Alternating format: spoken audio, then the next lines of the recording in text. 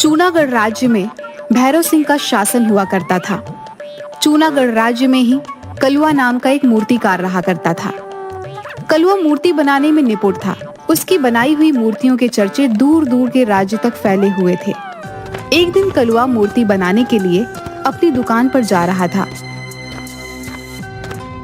कि तभी उसका मित्र रास्ते में मिल जाता है। आजकल देख रहा हूँ मूर्ति बनाने में तुम कुछ ज्यादा ही व्यस्त चल रहे हो। तुम तो जानते हो बिलवा कि मैं सारा दिन मेहनत से मूर्ति बनाता हूँ, मगर मेरी बनाई हुई मूर्ति एक भी नहीं बिकती। तुम्हारे हाथ की बनाई हुई मूर्तियां भी जरूर बिकेंगी कलवा। बस तुमको थोड़ी सी मेहनत करने की जरूरत है। तुम्हें अपनी बनाई हुई मूर्ति के रंगों पर ध्यान देना चाहिए। तुम्हारी कारीगरी तो अच्छी है, बस तुम रंगों पर थोड़ा सा ध्यान दे दो तो तुम्हारी बनाई हुई मूर्ति भी कमाल की बन जाएगी। कलुआ भी मूर्ति ही बनाया करता था। शायद तुम बिल्कुल सही कह रहे हो मेरे दोस्त। अब से मैं और ज्यादा मेहनत करूंगा और तुम्हारे बताए हुए अनुसार मैं रंगों पर अब और ज्यादा ध्यान केंद्रित करूंगा। ये हुई ना बात? और फिर मैं तो तुम्हारी मदद के लिए हमेशा तैयार रहता हूँ। ठीक है बिलवा, अब मैं चलता हूँ। इतना कहकर कलुआ अपनी दुकान पर चला गया।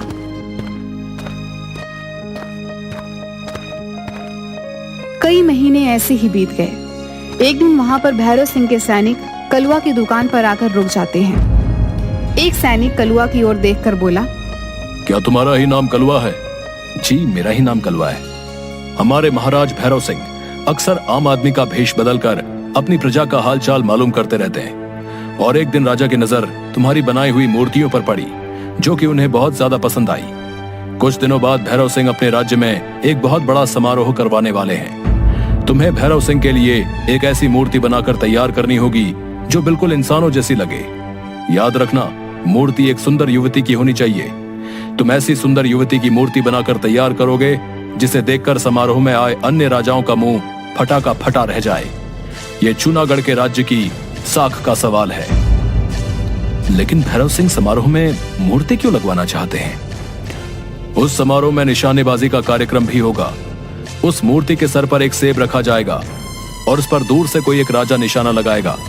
जिसका तीर सेब पर सटीक चल गया वो राजा विजय घोषित होगा।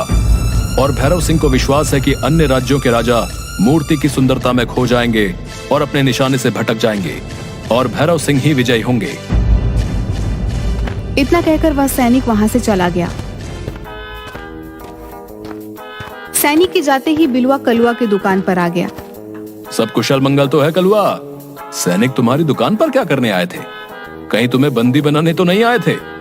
अरे नहीं नहीं बिलवा, मेरी मेहनत सफल हो गई। सैनिकों ने मुझे बताया कि भैरव सिंह अक्सर अपना भेष बदलकर प्रजा का हालचाल लेते रहते हैं, और एक दिन भैरव सिंह की नजर मेरी बनाई मूर्ति पर पड़ी जो उन्हें बहुत पसंद आई। भैरव सिंह महल में एक समारोह करवाने वाले हैं और उन्होंने उस महल के लिए एक सुंदर युवती की मूर्ति बनाने का आदेश मुझे ही दिया है। बिलवा, लगता है अब मेरे दिन बदलने वाले हैं। यह तो तुमने बिल्कुल सही कहा कलवा। मगर अंदर ही अंदर बिलवा कलुआ की सफलता देखकर जल भून रहा था। कलुआ उस दिन के बाद पूरी मेहनत और लगन से मूर्ति बनाने के कार्य में लग गया। वह रात रात भर जागकर काम करता रहता था। कुछ ही दिनों में कलुआ ने एक बहुत सुंदर दिखने वाली युवती की मूर्ति तैयार करके खड़ी कर दी। वाह कलवा, तुमने तो बिल्कुल असली युवती जैसी मूर्ति बनाकर तैयार कर दी। इसे तो देखकर कोई भी इंसान धोखा खा सकता है। ये मूर्ति तुम्हें तो पसंद आई है बिलवा, लेकिन ये भैरव सिंह को भी पसंद आनी चाहिए। अगर उन्हें ये मूर्ति पसंद आ गई तब मैं अपनी कारीगरी को सफल मानूंगा। बिलवा, सैनिक इस मूर्ति को लेने के लिए आएंगे और वो मुझे भी राजमहल ले जाएंगे। क्या तब तक के लिए तुम इस मूर्ति को अपनी दुकान पर रख सकते हो? आजकल राज्य में चोर बहुत घूम रहे हैं और मुझे सबसे ज्यादा विश्वास तुम पर है। बिलवा ने वह मूर्ति अपने दुकान पर ले जाकर रख दी। मैं वैसे भी इस मूर्ति को ठिकाने लगाने की सोच रहा था और इस मूर्ख ने तो स्वयं ही मूर्ति मुझे सौंप दी। देखता हूं ये कलुआ का बच्चा राजा को मूर्ति कैसे दे पाता है, क्योंकि मैं कल सुबह ही इस मूर्ति को बेचकर इस शहर और इस राज्य से कुछ महीनों के लिए रफू चक्कर हो जाऊंगा। मूर्ति तैयार न पाकर राजा कलुआ को वैसे भी नहीं छोड़ेगा। मेरे दोनों हाथों में तो लड्डू ही लड्डू है। अगली सुबह जब कलुआ बिलवा की दुकान पर गया तो उसे पता लगा कि बिलवा मूर्ति बेचकर इस राज्य से चला गया है। कलवा बुरी तरीके से घबरा गया। अब क्या होगा?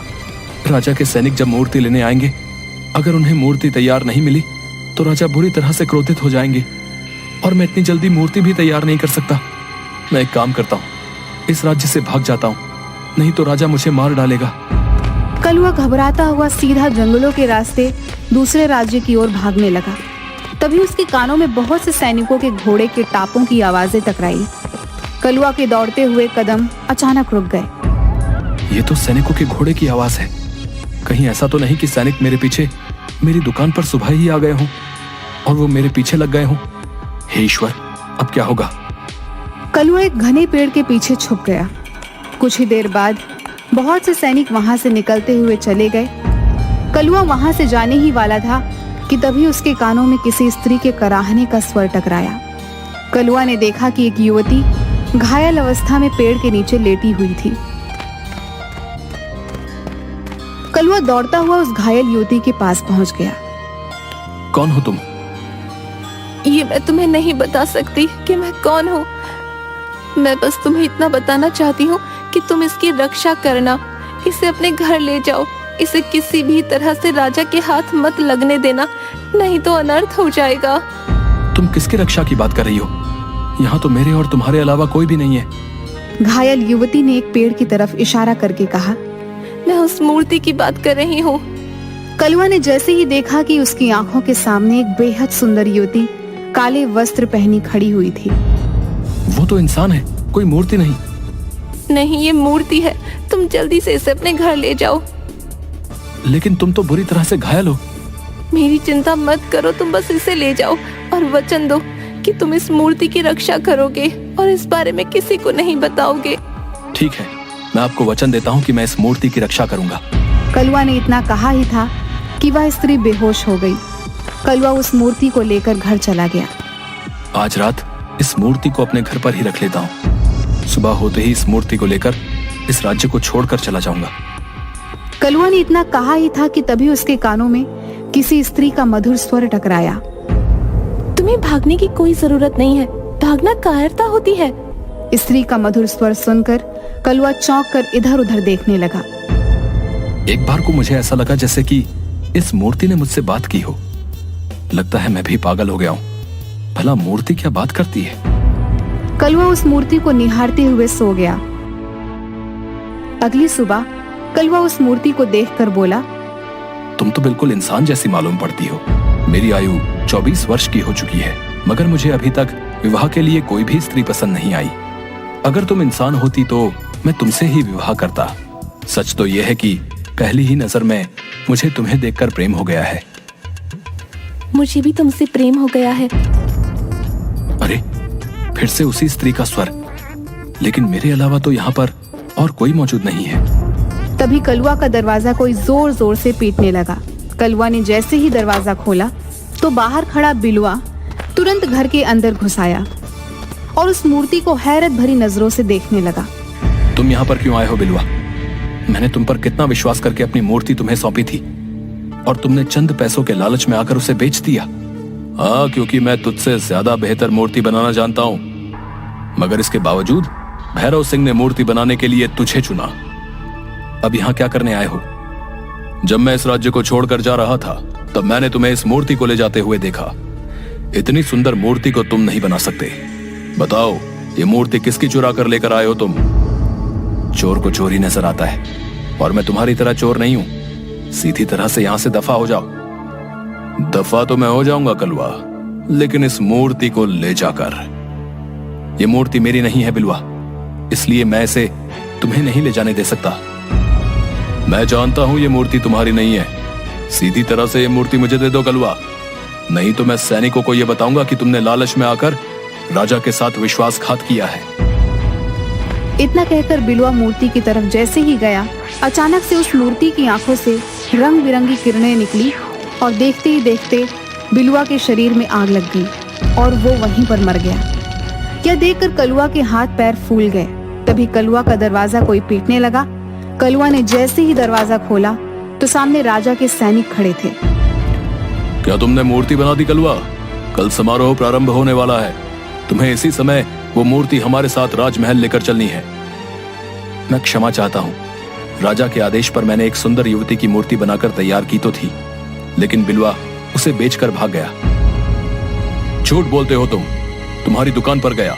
तुम्हारे दोस्त बिलवा ने बताया कि तुमने उस सुंदर मूर्ति को लालच में आकर किसी दूसरे राज्य में बेच दिया। तुम्हें इसका दंड मिलेगा। और तुमने अपने दोस्त बिलवा को ही मार डाला। बिलवा झूठ बोल रहा था और मैंने बिलवा को नहीं मारा। लेकिन सच तो तुम भी नहीं बोल रहे कलवा। मूर्ति तो मेरे सामने खड़ी है। मैं इस मूर्ति को आप लोगों को नहीं ले जाने दूंगा। ये मूर्ति मेरी बनाई हुई नहीं है, किसी की भी बनाई हुई हो, इससे क्या फर्क पड़ता है। फिलहाल तो ये राजमहल की शोभा बनेगी। अगर ये मूर्ति तुमने नहीं बनाई कलवा, तो मेरा दावा है कि इतनी सुंदर मूर्ति तुम भी नहीं बना सकते थे। मैं इस मूर्ति को आपको नहीं ले जाने दूंगा। तुम्हारा दिमाग तो ठीक है कलवा। कल समारोह शुरू होने वाला है। राजा को अपमानित करवाओगे क्या? इतना बोलकर उसने मूर्ति को उठाने का आदेश दिया, मगर कलवा जिद पर अड़ गया। गिरफ्तार कर लो इस कलवा को। इसने 2 अपराध किए हैं। एक तो भैरव सिंह के लिए बनाई हुई मूर्ति लालच में आकर बेच दी, और दूसरा अपराध इसने अपने ही दोस्त को जान से मारकर किया। सैनिकों ने कलवा को भी गिरफ्तार कर लिया। वह कलवा और उस मूर्ति को राजमहल के अंदर लेकर चले गए। मूर्ति को देखकर राजा का मुंह हैरत से फटा का फटा रह गया। भैरव सिंह सैनिक से बोला, तुमने कलवा को गिरफ्तार करके क्यों रखा हुआ है? इसने तो बहुत सुंदर मूर्ति बनाई है। इसका दावा है कि ये मूर्ति इसने नहीं बनाई, और ये इस मूर्ति को देने में आनाकानी कर रहा था, और इसने मित्र को भी जान से मार दिया। मैंने अपने दोस्त की जान नहीं ली। राजा के कहने पर सैनिक ने उसके हाथ से रस्सियां खोल दी और उसे आजाद कर दिया। तुम इस मूर्ति को देने में आनाकानी क्यों कर रहे थे कलवा? क्या तुम्हें अपने राज्य पर विश्वास नहीं है? क्या तुम्हें ऐसा लगता है कि मैं तुम्हें इसकी कीमत नहीं दूंगा? मैं तुम्हें इस मूर्ति के बदले इतना सोना दूंगा कि तुम्हारी 7 पुश्तें बैठकर खाएंगी। मुझे कभी धन का लालच नहीं रहा महाराज, लेकिन ये मूर्ति मेरी नहीं, किसी की अमानत है, और मैंने उसे वचन दिया है कि इस मूर्ति की मैं रक्षा करूंगा। रक्षा इंसानों की जाती है कलवा, मूर्ति की नहीं, और तुम्हें अपने दोस्त की हत्या करने के जुर्म में दंड मिलेगा।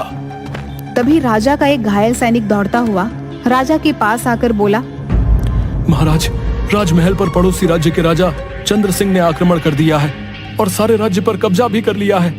कुछ ही क्षणों में वो आपके पास पहुंचता होगा। इतना कहकर वह सैनिक वहीं पर बेहोश हो गया।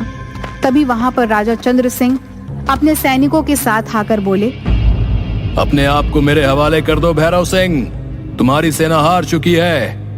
ये गलत है चंद्र सिंह, तुमने पीठ पीछे और धोखे से वार किया है।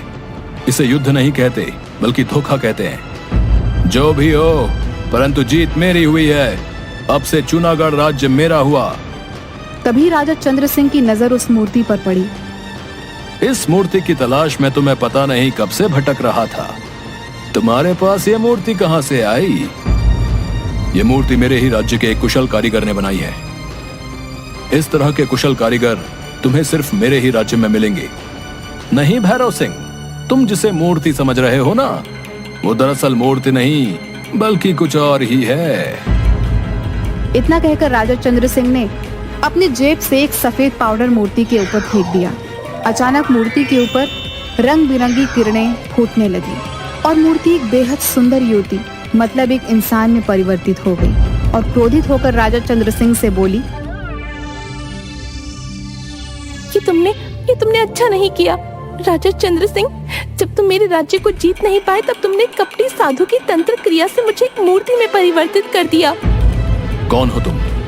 मैं रायगढ़ रियासत राज्य की राजकुमारी विभा हूँ। हाँ, और अब मैं इस राजकुमारी से विवाह करके सुंदर नगर पर भी कब्जा कर लूंगा। तभी कलवा ने अचानक राजा की तलवार निकालकर राजा चंद्र सिंह पर हमला बोल दिया। कलवा के एक ही वार से राजा चंद्र सिंह ढेर हो गया।